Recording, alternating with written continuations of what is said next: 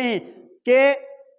اگر ہمیں شیطان کے بہکاوے سے بچنا ہے سورہ بقرہ کی تلاوت کرنا چاہیے، خاص کر کے ہمارے گھروں میں ہمیں اپنے گھروں میں سورہ بقرہ کی تلاوت کرنی چاہیے۔ اللہ کے نبی صلی اللہ علیہ وسلم نے اس کی بڑی فضیلت بیان فرمائی ہے۔ عبداللہ مسعود سے روایت ہے، رسول اللہ صلی اللہ علیہ وسلم کہتے ہیں اقرؤوا سورۃ البقرہ فی بیوتکم فإن الشیطان لا يدخل بیتن تقرأ فی سورۃ البقرہ، کہ سورہ بقرہ کی تلاوت کیا کرو، کیوں؟ اس لیے کہ تم اگر سورہ بقرہ کی تلاوت کرو گے تو شیطان تمہارے گھر میں داخل نہیں ہو سکتا ہے۔ اسی طرح دوسرے حدیث میں ہے، بخاری کی روایت میں ہے کہ ان الشیطان ینفر من البیت الذی تقرأ فی سورۃ البقرہ، کہ جس گھر میں سورہ بقرہ کی تلاوت کی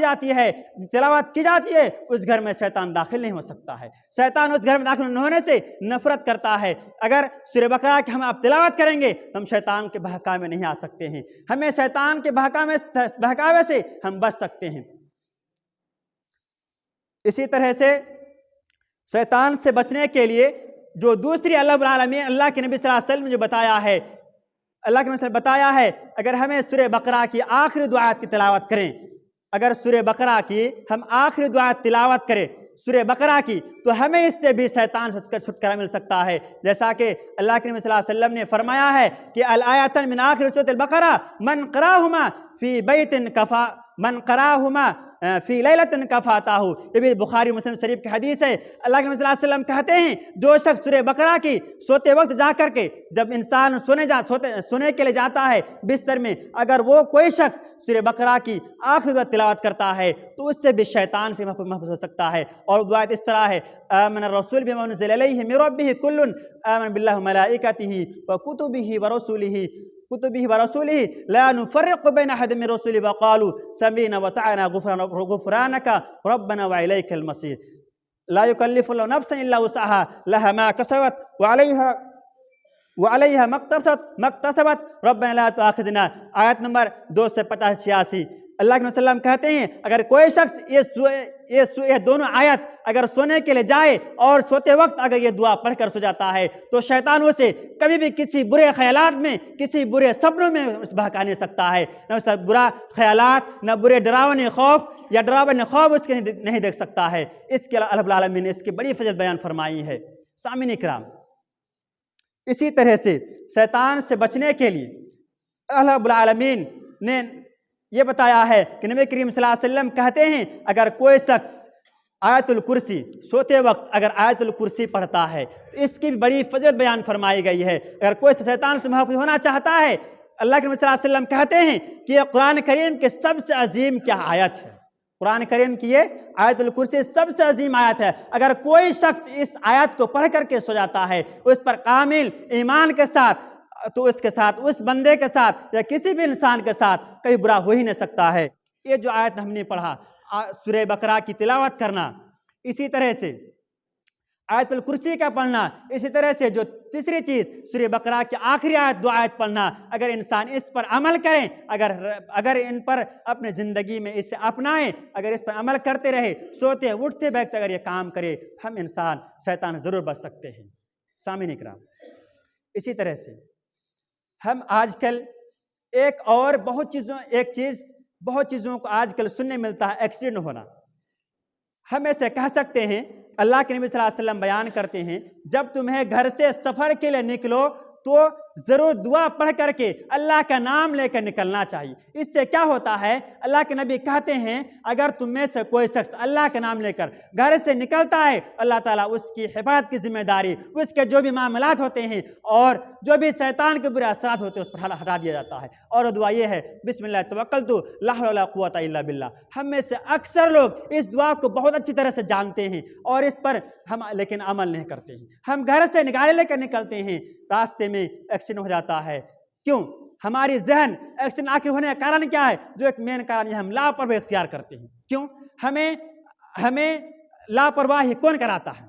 ہم جو راستے میں چلتے ہیں، گاڑی سے ہو، سائیکل سے ہو، چار چکر کسی بھی ہو، ایکسیڈنٹ ہونے کا مین کارن ہے ہمیں شیطان کسی الجھن میں، کسی خیالات میں ڈال دیتا ہے اور آپ کے ذہن کو، آپ کے دماغ کو بٹا کر دوسرا کر دیتا ہے اور اچانک آپ کیا ہو جاتے ہیں، کسی گاڑی کے چکر میں، کسی گاڑی میں ٹکر جاتے ہیں یا کسی گاڑی کے نیچے چلے جاتے ہیں یا کسی بکری سے یا کسی اور انیہ چیز سے کیا ہو جاتا ہے، کیا ہو جاتے ہیں، آپ एक्सीडेंट हो जाते हैं, जिसके कारण अल्लाह के नबी सल्लल्लाहु अलैहि वसल्लम कहते हैं इंसान अगर ये दुआ पढ़ करने के लिए अल्लाह पर भरोसा करके ईमान लाए और दुआ पढ़ करने के अल्लाह ताला अल्लाह के नबी सल्लल्लाहु अलैहि वसल्लम कहने के मुताबिक अगर वो निकलता है बिस्मिल्लाह तवक्कल ला हौला वला कुव्वता इल्ला बिल्लाह, तो इंसान अपने जो रास्ते में जो मजबूरियाँ होती है, जो भी दिक्कत होती है, उससे बच सकता है। इसी तरह से बिस्मिल्लाह रब्बिल आलमीन कहने से भी इंसान अगर बिस्मिल्लाह रब्बिल आलमीन नहीं पढ़ता, इसके बहुत बड़े फ़ायदे हैं, और इस अगर नहीं पढ़ता है तो इसके बहुत नुकसान हैं, अगर पढ़ लेता बहुत फ़ायदे हैं। अल्लाह के नबी सल्लल्लाहु अलैहि वसल्लम बयान करते हैं, अल्लाह के नबी सल्लल्लाहु अलैहि वसल्लम कहते हैं अगर कोई शख्स बिस्मिल्लाह कह करके अगर घर में दाखिल नहीं होता है या बिस्मिल्लाह कह करके खाना नहीं खाता है तो उसके खाने में शैतान एक बुरे असरात को डाल देता है। जैसा कहते हैं अगर इंसान अगर बिस्मिल्लाह कहकर घर में दाखिल होता है तो अपने दूसरे शैतान साथी से कहता है कि तुम्हारे लिए घर में दाखिल होना और ये खाना खाना क्या हो गया, बिल्कुल बंद हो गया। अगर वो नहीं कहता है तो अगर वो कोई शख्स बिस्मिल्लाह कहता है तो उस चीज़ के लिए खाना उसके लिए क्या होता है, हराम हो जाता है। लेकिन अगर कोई शख्स खाने के वक्त या घर में दाखिल हो तो बिस्मिल्लाह नहीं कहता है तो शैतान उसके खाने को हलाल बना लेता है। सामने इकराम, इसी तरह से हज़रत उसामा बिन उमर रज़ियल्लाहु अन्हु बयान करते हैं कि मैं एक बार नबी करीम सल्लल्लाहु अलैहि वसल्लम के घोड़े के पीछे सवार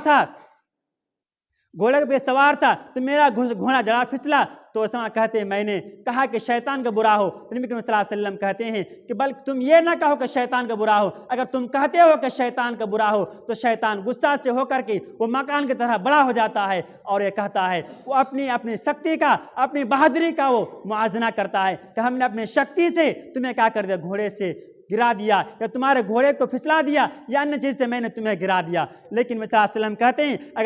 अगर बिस्मिल्लाह कहोगे, अगर तुम औज़ुबिल्लाहि मिनश शैतानिर रजीम कहोगे, तुम्हें शैतान क्या होगा, मक्खी की तरह छोटा हो जाएगा। पता ये चला अगर हम बिस्मिल्लाह कहकर घर में दाखिल होते हैं तो शैतान को से हम बच सकते हैं। अगर हमें शैतान दूर भगाना है, खाने के वक्त हो या सोते वक्त हो या अपने खाने को हलाल बना करके या सही तरह से खाना है, हमें ज़रूर बिस्मिल्लाह कहना चाहिए। सामीन इकराम,